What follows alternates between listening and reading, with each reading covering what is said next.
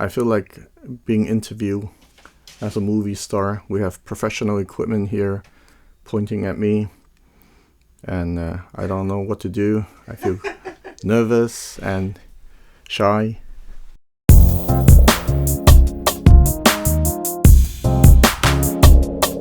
Okay, today we have something special. YouTube reviewers usually cover hi-fi products. But today I will be reviewing a YouTube reviewer, Thomas and Stereo.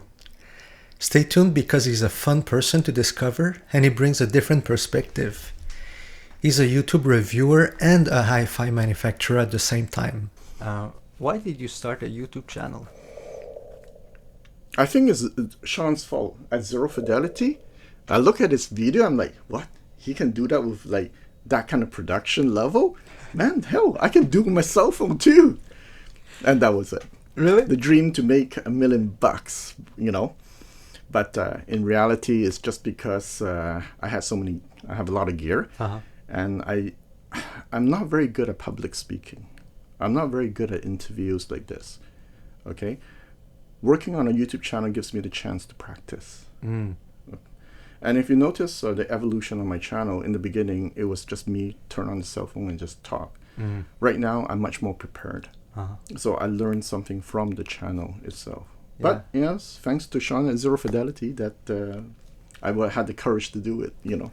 When we think about the channel of Thomas and Stereo, what would you like people to think of?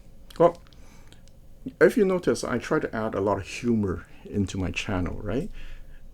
The whole music thing, this audio thing is supposed to be fun.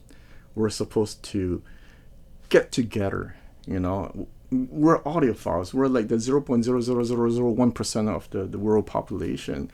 Instead of us fighting all the time on the channel in the comment section, I mean, take it easy, guys, you know?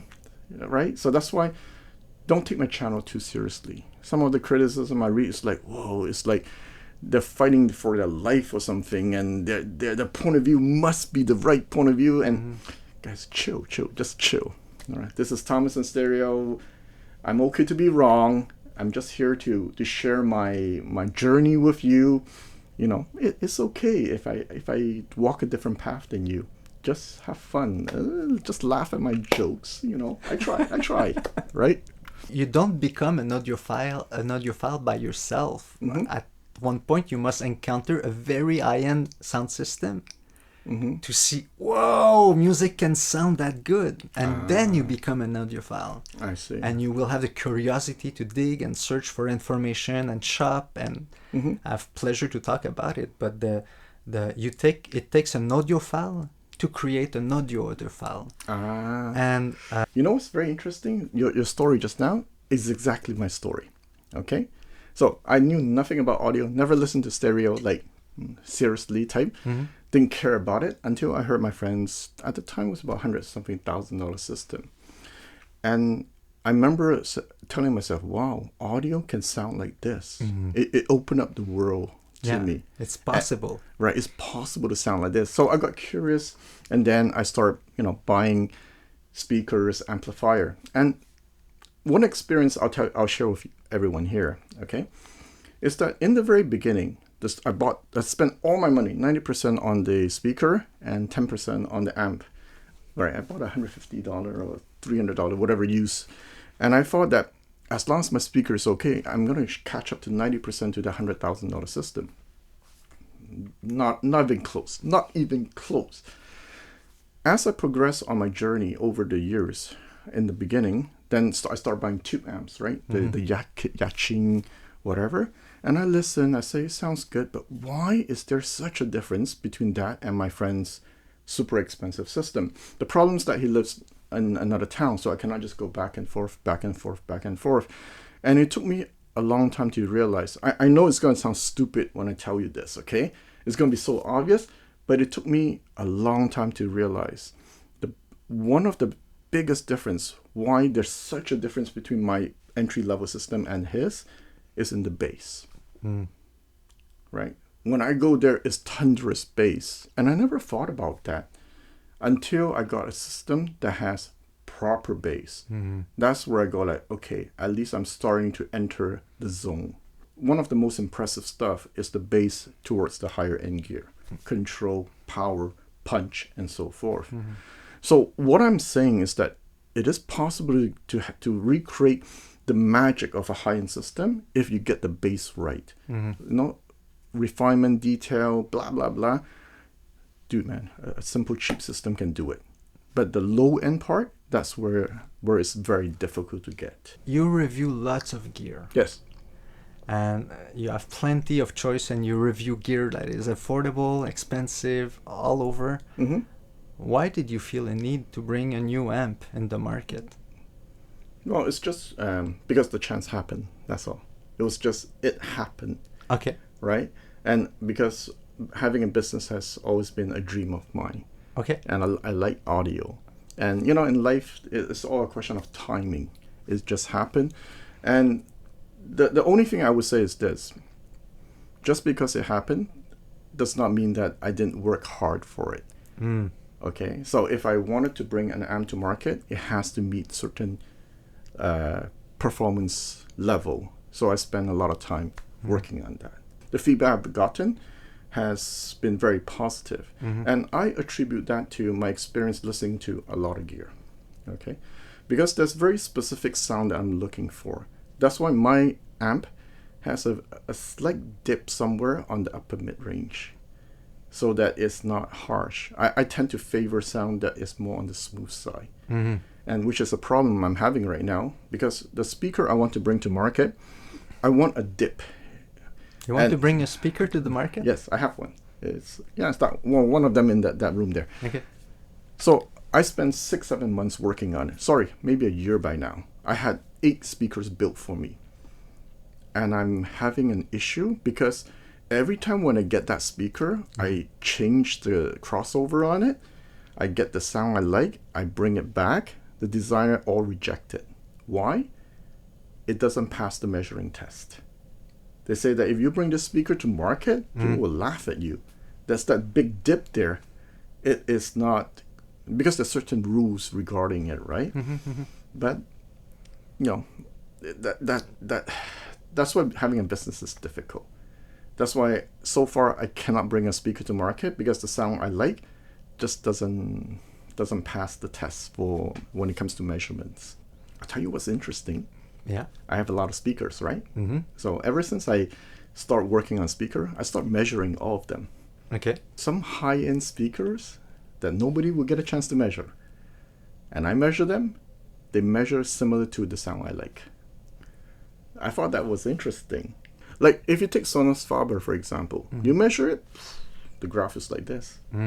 But a lot of people like it, right? Because I listen to a lot of gear and I talk to a lot of people, I start to notice people tend to favor certain things, right? They don't like aggressive speakers, for example. They like it to be a little bit on the soft side, smooth side. They like detail, they like soundstage, they like bass. And me, what I'm trying to do is, with all the experience, trying to bring something that has a lot of those to market. You listen to the Galleon, right? Yes, detail, soundstage, speed, bass, right? Vocal smoothness.